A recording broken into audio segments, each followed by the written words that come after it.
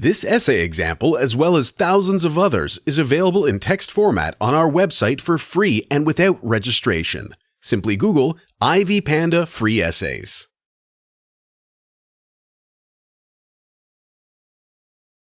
Discussing the distinctions between social groups. Over time, people have searched for techniques and approaches to adjust to geographical, social, and cultural environments in the past and modern contexts.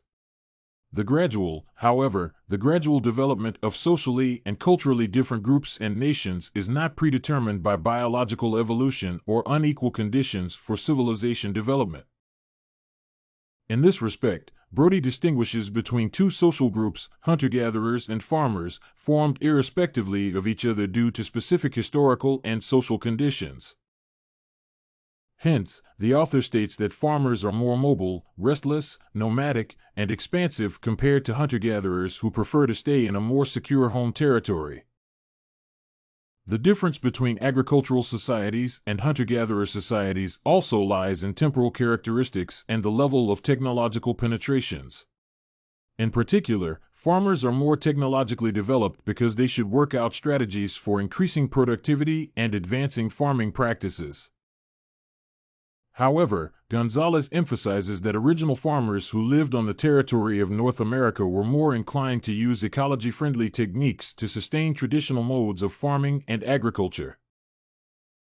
In discussing the differences between farmers and hunter-gatherers, Evans-Pitchard outlines two distinguishing criteria that identify the Nuer tribes: political system and ecology. In particular, hunter-gatherers do not have a particular organizational structure and subordination. Instead, their political order is closer to anarchy. In ecological terms, the hunters and farmers can be classified under spatial discontinuity. In contrast, Pollan speaks about farmers and foragers through their attitude toward plants and animals. In particular, farmers considered corn food a good that can be sold. Therefore, there were modes focused on advancing their technologies and increasing yield. In their turn, foragers were less developed in these terms because they correlated food with culture and spirituality. While examining the elements of Nuer culture compared to contemporary communities originating from immigration, Holtzman emphasizes that the Nuer life is closely connected with the waves of immigration to the United States and explains that hunter-gatherers are more attached to traditions, kin relations, and culture. They had little interest in technologies and other techniques because their values were not based on materialistic objects but on spiritual development. Social and historical forces that are responsible for these modes of life in the recent past. Considering social factors affecting the formation of the farmers and hunter-gatherers, almost all humans were hunter-gatherers over the years.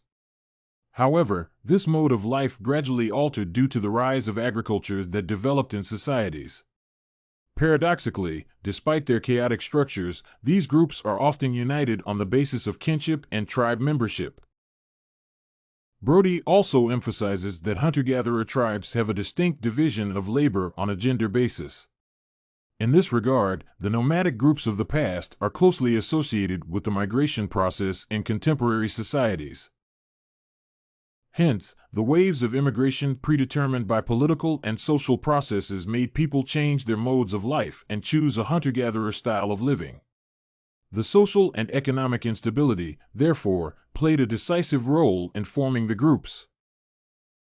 The analysis of historical precondition distinctly reveals the evolution of farmers and hunters where the conventional strategies applied to agriculture have been gradually replaced by modern industrial farming.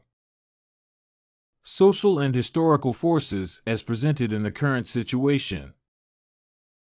Identifying the group, historical and social influences.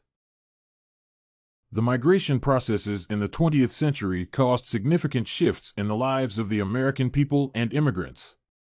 A blend of cultures and traditions, therefore, has made both groups change their lives and outlooks on the current situation. I would like to present the migration process in the United States and how the waves of migration influence the political environment and modes of life of different groups, which are the brightest examples of modern conjunctures. It is possible to assume that migration paths are closely connected with the group's motivations and goals to explore other lands and possibilities. Therefore, those people who migrated to the United States were less concerned with economic and social conditions, but were guided by the possibility of innovation. Providing a connection between the past and the present. The migrating groups debunk the myth about historical and social predetermination of the group affiliation either to farming or to foraging communities. Hence, the fact that the migrating groups derive from agricultural societies does not guarantee that they could change their farming orientation. Hence, the migration of the African tribes to the United States pushed them to the marginal areas, proving that these groups with a deep history of hunting and gathering could be simply converted into an agricultural society.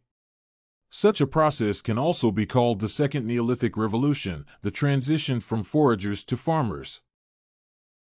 Such a conversion is predetermined by the necessity to adjust to the new mode of living. For migrated groups from Africa, agriculture and farming was the only means of survival. It also provided a favorable ground for adjusting to alien culture and tradition and for meeting the needs of a new social and political environment. Did you like this? The difference between agricultural societies and hunter-gatherer societies in the past sample? To get more works like this one, make sure to check out the database of academic paper examples at ivypanda.com. You will find thousands of samples for all your study needs.